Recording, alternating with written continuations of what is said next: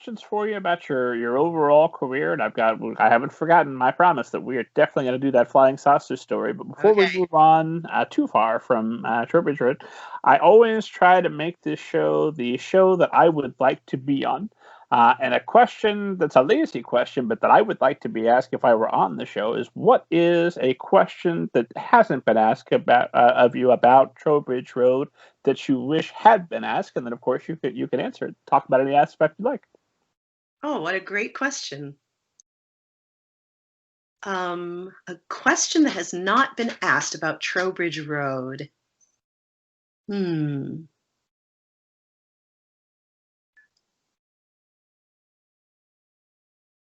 Maybe no one has yet asked me about the ferret. And so I wish that someone would ask me about Matthew the ferret in Trowbridge Road, because Ziggy has this pet ferret that is a wonderful character in the story and never gets talked about so far. And I wish someone would say, where did the ferret come from? And the ferret came from my ferret that I had as a child. So I had this ferret named Jessica, who used to sit on my shoulder and go places with me. She was a really wonderful, smelly creature, and she lived in my sock drawer and would kind of ferret around in my clothes. And she was stinky, and she was probably one of the reasons why it was hard for me to find friends at when I was Junebug's age. But she was really a pretty great creature, and I think that she gives some Matthew is the name of the ferret in the story. I think he gives the story some comic relief. I like the ferret very much. I enjoyed him as It's a well. good ferret. When the copy editor was looking at the manuscript, we learned that ferrets can only eat certain kinds of things, and some of the things that my ferret in the early drafts was eating would have been really dangerous for ferrets, so we had to take those out. That's a good catch. We don't want Matthew dead. No, you want a live ferret at the end. What's your earliest memory of wanting to be a writer? I always wanted to be a writer.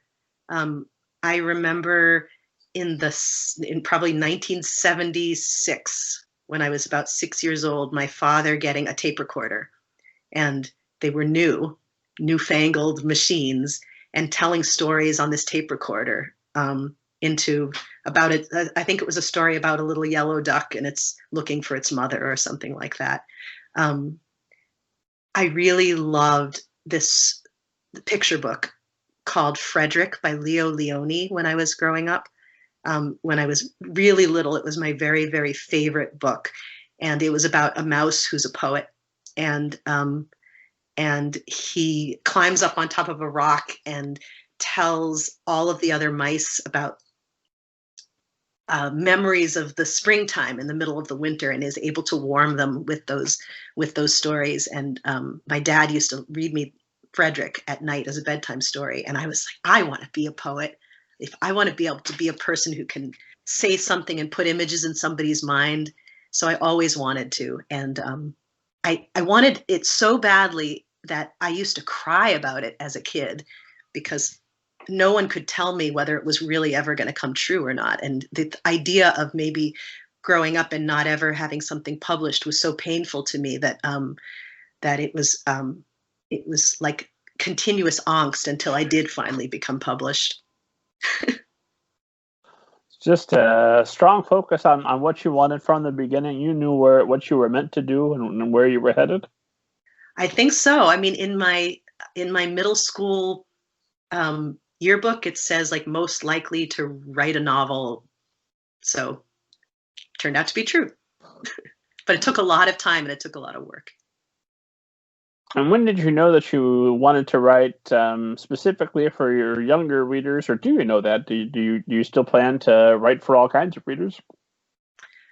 Well, I don't know what's coming next, but I do feel like now that I found middle grade, I feel most at home in that. Then I started. I've written 3 other young adult books, and there's something about the middle grade genre that I feel like feels like home to me. So I think I'll probably be staying there for a while.